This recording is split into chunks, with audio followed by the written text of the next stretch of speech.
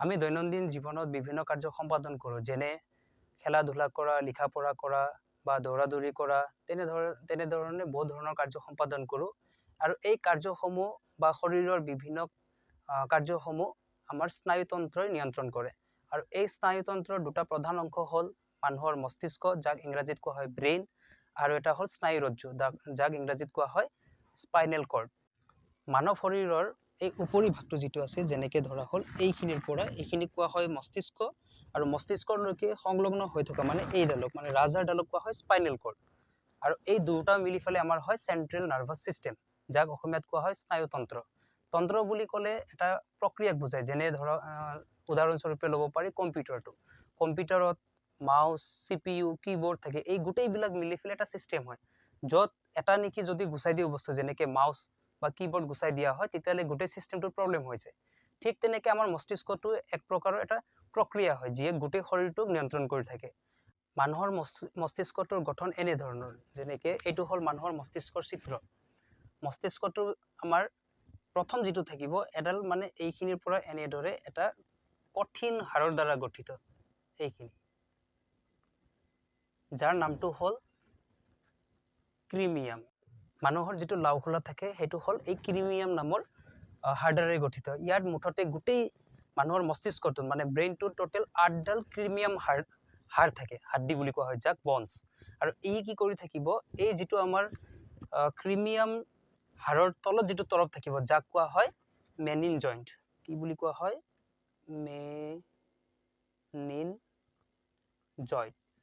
মেনিন joint বোলা হয়। আৰু এই পাতল তৰপটোক কি কৰি থাকিব, ক্ৰিমিয়ামে এটা ৰক্ষণাবেক্ষণ দি থাকিব। যেতিয়া আমাৰ কি হয়, ধৰক কেতিয়াবা এক্সিডেণ্ট হৈ গ'ল, এক্সিডেণ্ট হ'লে যদি আমি সেই ক্ৰিমিয়ামত দুখ পাওঁ, তেতিয়াহ'লে আমাৰ সেই বিষটো ভাল হৈ যাব বা ইমান এটা আঘাত পোৱা নাযায়। কিন্তু যেতিয়া আমি এই ক্ৰিমিয়ামটো ভাঙি ফালে বা ক্ৰিমিয়ামৰ ৰক্ষণাবেক্ষণ নোপোৱাকৈ আমি কি কৰোঁ, মেনিন জইণ্টত যেতিয়া কোনো ধৰণৰ আঘাত বা দুখ পাওঁ, তেতিয়া কি হয়, আমাৰ ইয়াৰ পৰা এটা বেমাৰ হয়, যাক কোৱা হয় মেনিনজয়টিছ। মেনিনজয়টিছ বুলি কোৱা হয়। আৰু এই এক প্ৰকাৰৰ বেমাৰ হয়। কেতিয়া হয়? যেতিয়া আমি ক্ৰিমিয়ামৰ কোনো এটা আঘাত ক্ৰিমিয়ামৰ পৰা পাৰ হৈ ফালে মেনিনজয়টিছত গৈ ফালে মেনিনজয়টত লাগে, তেতিয়া আমি কি পাওঁ, বেমাৰটোৰ নাম পাওঁ মেনিনজয়টিছ। মানুহৰ মস্তিষ্কটোৰ ওজন প্ৰায় আমাৰ 1350 গ্ৰামৰ পৰা 1400 গ্ৰামলৈকে থাকে। মানৱ শৰীৰৰ আটাইতকৈ গুৰুত্বপূৰ্ণ অংগটো হ'ল ব্ৰেইন। আৰু যাৰ কাৰণে কি হয়, আমি যেতিয়া বাইক চলাওঁ তেতিয়া হেলমেট পৰিধান কৰাটো একদম আটাইতকৈ দৰকাৰী।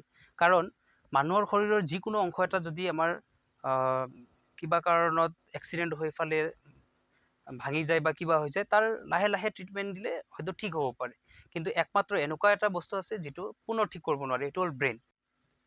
কাৰণ মানুহৰ যিটো ব্ৰেইন আছে, তাত কি হয়, নিউৰন এক প্ৰকাৰৰ থাকে, যিটোত কি নাথাকে, চাইটোজম নাথাকে। কি নাথাকে? চাইটোজম নাথাকে। আৰু এই চাইটোজমে কি কৰে, চাইটোজমে মানুহৰ শৰীৰত থকা কোষবিলাকক বিভাজিত কৰি মানে যিখিনি লাগতিয়াল কোষ থাকে সেইখিনি পূৰণ কৰি থাকে। কিন্তু ব্ৰেইনত যিটো কোষ থাকিব আৰু তাত কি নাথাকে, চাইটোজম নাথাকে। ব্ৰেইনৰ 90% কোষতে চাইটোজম নাথাকে, তাৰে 10% থাকে, যিটো কোৱা হয় নিউৰন গিলিয়াম কোষ বুলি কোৱা হয়। সেইটোৱে কি কৰিব, কোষবিলাক উৎপন্ন কৰি থাকে। আৰু এই শৰীৰত থকা যিবিলাক কোষ আছে, তাত চাইটোজম থাকে। আৰু এই চাইটোজমৰ ফলতেই কোষত কি হয়, এটা কোষ বিভাজিত হৈ হৈ হৈ হৈ তাৰ পৰা বহুতো কোষ সৃষ্টি হয়।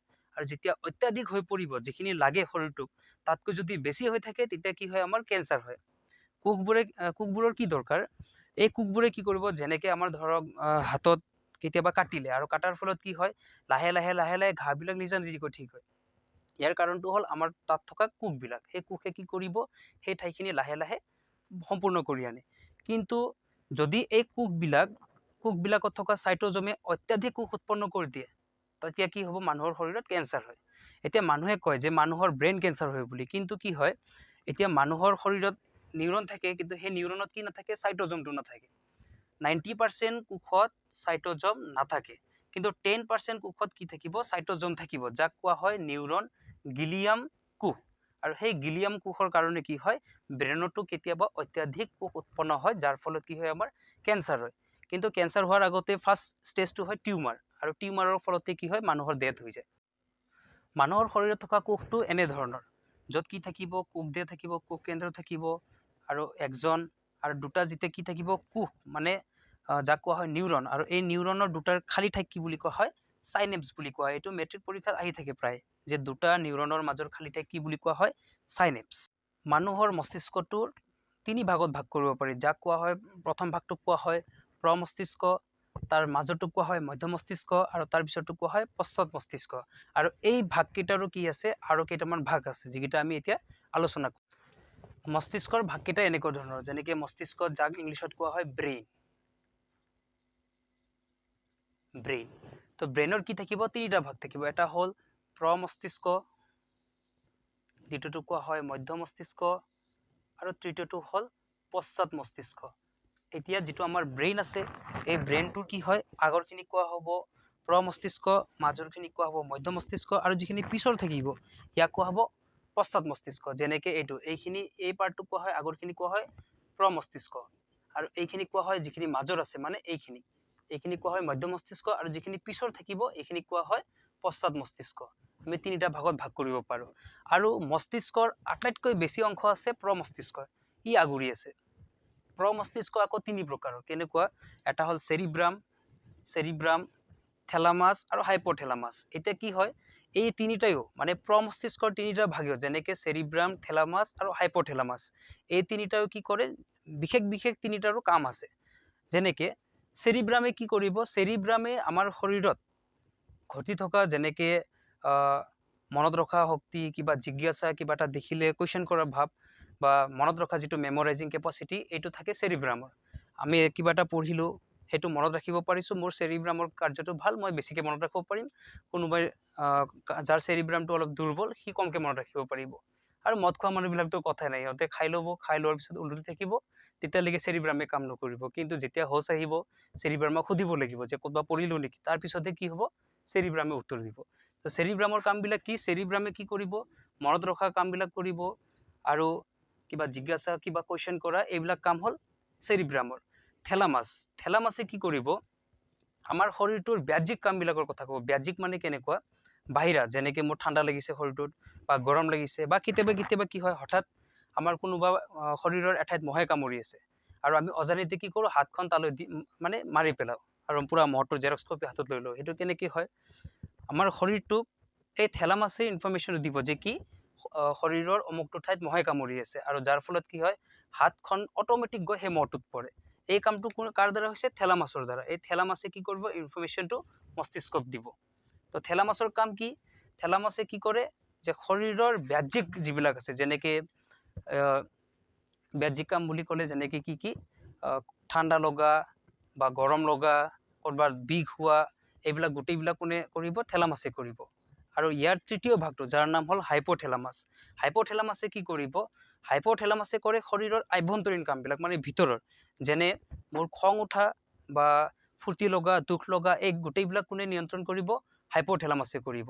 যেতিয়া আমি কি কৰোঁ, ধৰক কেতিয়াবা একদম অত্যাধিক খং উঠি গ'ল, তেতিয়া গম পাব লাগিব যে হাইপথেলামাছটো বেছি বাঢ়ি গৈছে, যাৰ কাৰণে কি হয়? আমাৰ খংটোও বাঢ়ি যায়। মেট্ৰিক পৰীক্ষাত সোধা আটাইতকৈ প্ৰশ্নটো হ'ল যে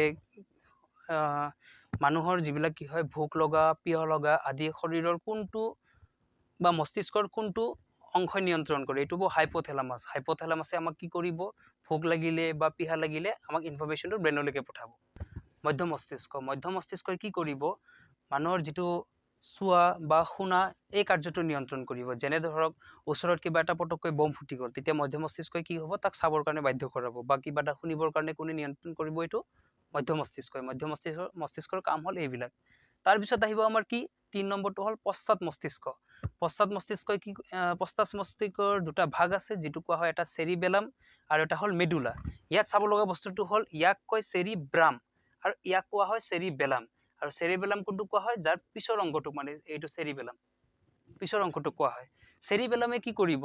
আমি যিটো চাইকেল চলাওঁ বা খোজ কাঢ়োঁ, এইটোক বেলেঞ্চ কৰি থাকিব। যেনেকৈ খোজ কঢ়াৰ সময়ত এখন ভৰি আৰু আনখন ভৰি যিটো বেলেঞ্চ কৰি গৈ থাকে, এই কামটো কৰিব চেৰিবেলামে। যেতিয়া কি হ'ব? মদ খোৱা মানুহ এজনে খোজকাঢ়ি গৈ থাকিব ঢলং ঢপং কৰি, তেতিয়া তাৰ চেৰিবেলাম কাম নকৰে, সি শুই থাকিব। আৰু যেতিয়া ক'ৰবাত পৰি দুখ পাব বা কিবা হ'ব, তেতিয়াও কি হ'ব? তাৰ চেৰিব্ৰামেও কাম নকৰিব। ৰাতিপুৱা সুধিব লাগিব যে কেনেকৈ দুখ পাইছা? যদি চেৰিব্ৰামৰ মনত থাকিব, তেতিয়াহ'লে ই ক'ব যে নাই, এনেকৈ পৰি দুখ পালোঁ, তেতিয়াহে কাম দিব। আৰু ইয়াৰ ২ নম্বৰ ভাগটো হ'ল কি? মেডুলা। প্ৰথমটো আছিলে পশ্চাৎ মস্তিষ্কৰ চেৰিবেলাম, তাৰপিছতটো হ'ল মেডুলা। তো মেডুলাই কি কৰিব, মেডুলাই আমাৰ শৰীৰত যিমান বিপাক ক্ৰিয়া আছে, বিপাক মানে কেনেকুৱা, যিবিলাক আমাৰ পাচন তন্ত্ৰ বা শ্বাস প্ৰশ্বাস এইবিলাকক নিয়ন্ত্ৰণ কৰে। যেনে আমি খাদ্য খালো, খাদ্যটো কি হয় চুবাই চুবাই চুবাই আমি গিলি দিওঁ, কিন্তু গিলাৰ পিছত ইয়াৰ পৰা যিখিনি যাব সেই কামটো কোনে কৰিব, ভিতৰত যে হজম হয় বা শ্বাস প্ৰশ্বাস চলি থাকে এই কামটো নিয়ন্ত্ৰণ কৰে কোনে, মেডুলাই। তো মস্তিষ্কৰ এই প্ৰধান তিনিটা ভাগে আটাইবোৰ কাম কি কৰি থাকে, নিয়ন্ত্ৰণ কৰি থাকে। মই সাৰাংশত গোটেইখিনি কথা আৰু এবাৰ কৈ দিওঁ যে মস্তিষ্কৰ তিনিটা ভাগ আছে, এটা হ'ল প্ৰ মস্তিষ্ক, নেক্সটটো হ'ল মধ্য মস্তিষ্ক আৰু তৃতীয়টো হ'ল পশ্চাৎ মস্তিষ্ক। প্ৰ মস্তিষ্কৰ দুটা ভাগ আছে, তিনিটা ভাগ আছে, এটা হ'ল চেৰিব্ৰাম, থেলামাছ আৰু হাইপথেলামাছ। ঠিক তেনেকৈ মধ্য মস্তিষ্ক, তাৰপিছত আহিব পশ্চাৎ মস্তিষ্ক। পশ্চাৎ মস্তিষ্কৰ দুটা ভাগ আছে, এটা হ'ল চেৰিবেলাম আৰু এটা হ'ল মেডুলা। তো মেট্ৰিক পৰীক্ষাত হয়তো কেতিয়াবা সুধিব পাৰে যে কি মানুহৰ শৰীৰৰ কোনটো অংশই চাইকেল চলোৱা বা খোজ কঢ়া আদি কামসমূহ নিয়ন্ত্ৰণ কৰে, তেতিয়া আমাৰ উত্তৰটো হ'ব কি, চেৰিবেলামে নিয়ন্ত্ৰণ কৰে।